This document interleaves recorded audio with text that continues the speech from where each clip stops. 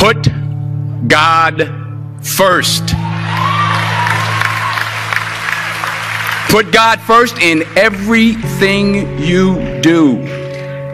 Everything that you think you see in me, everything that I've accomplished, everything that you think I have, and I have a few things, everything that I have is by the grace of God. Understand that. It's a gift. I was sitting in my mother's beauty parlor, and I'm looking in the mirror, and I see behind me this woman under the dryer. And every time she looked up, every time I looked up, she was looking at me, just looking me in the eye. And I didn't know who she was, and I said, you know, she said, somebody give me a pen, give me a pencil. I have a prophecy.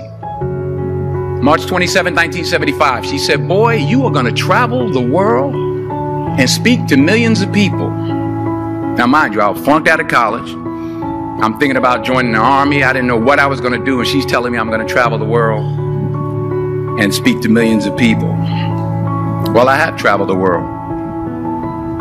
And I have spoke to millions of people.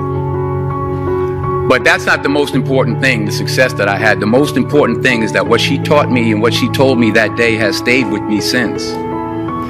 I've been protected. I've been directed. I've been corrected. I've kept God in my life and it's kept me humble. I didn't always stick with him, but he always stuck with me. So stick with him in everything you do.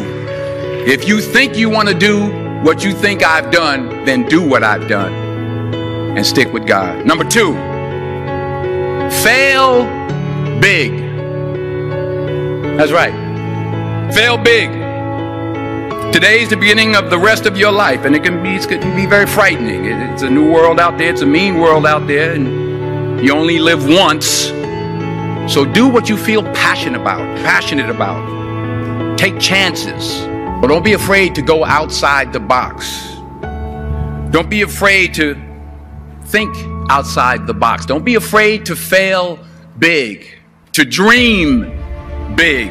But remember, dreams without goals are just dreams. And they ultimately fuel disappointment. So have dreams, but have goals. And understand that to achieve these goals, you must apply discipline and consistency.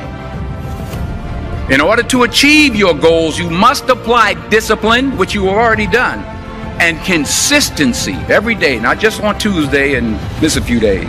You have to work at it every day. You have to plan every day. You've heard the saying, we don't plan to fail, we fail to plan. Hard work works. Working really hard is what successful people do. Remember that. Just because you're doing a lot more doesn't mean you're getting a lot more done. Don't confuse movement with progress. My mother told me, she said, yeah, because you can run in place all the time and never get anywhere. So continue to strive, continue to have goals, continue to progress. You'll never see a U-Haul behind a hearse. I'll say it again. You'll never see a U-Haul behind a hearse. I don't care how much money you make, you can't take it with you. And it's not how much you have.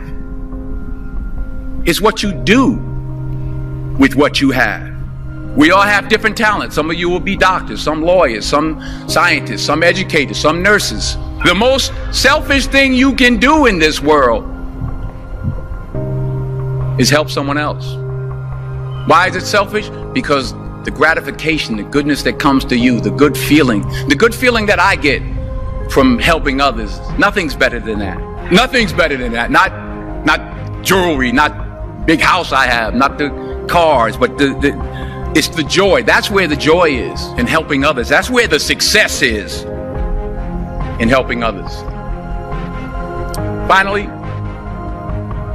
I pray that you put your slippers way under the bed tonight, so that when you wake up in the morning, You have to get on your knees to reach them. And while you're down there, say thank you for grace. Thank you for mercy. Thank you for understanding. Thank you for wisdom. Thank you for parents. Thank you for love. Thank you for kindness. Thank you for humility. Thank you for peace. Thank you for prosperity. Say thank you in advance for what's already yours. That's how I live my life. That's why I am, one of the reasons why I am today.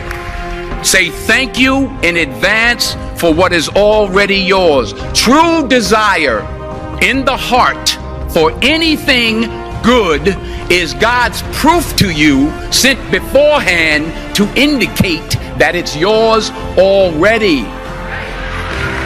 I'll say it again. True desire in the heart, that itch that you have, whatever it is you want to do, that thing that you want to do to help others and to grow and to make money, that desire, that itch, that's God's proof to you, sent beforehand already to indicate that it's yours. And anything you want good, you can have.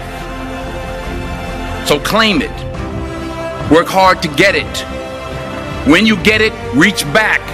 Pull someone else up. Each one, teach one. Don't just aspire to make a living. Aspire to make a difference.